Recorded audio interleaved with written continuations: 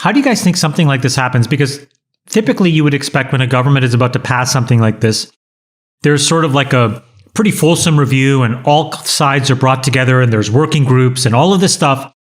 And at some point you would talk to some scientists. At other points you would talk to economists. At other points you talk to the people who'd be directly affected, like the farmers.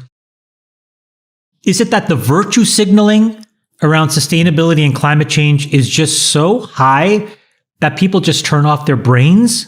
Or, well, like, what is actually happening here? I think what's going on is you got a bunch of technocratic bureaucrats in Brussels who don't know anything about farming, or these people who live in the Netherlands who've been doing this for generations.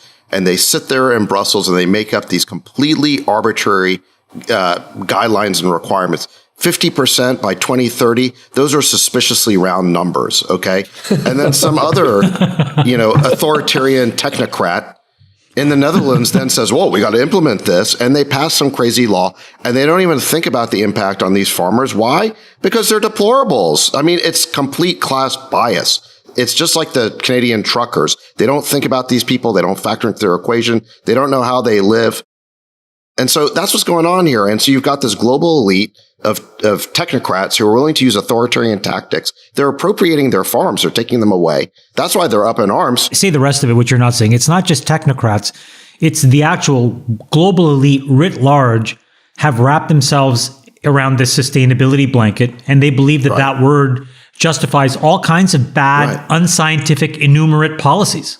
Right. And by the way, they've just woken up on energy, right? They had just banned energy production in Europe. Then they realized, oh, wait a second, this is making us dependent on Russia and authoritarians. Well, what is the other big export of Ukraine? It's food.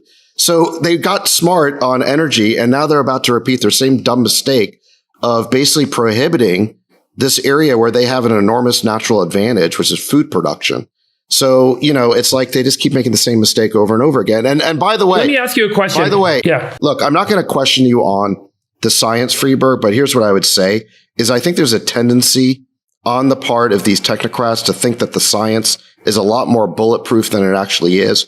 That is certainly what we saw with COVID, is we had these same sort of global elitists, these technocrats who claim to be health experts. They made up all these lockdown rules that we talked about at the beginning of the show.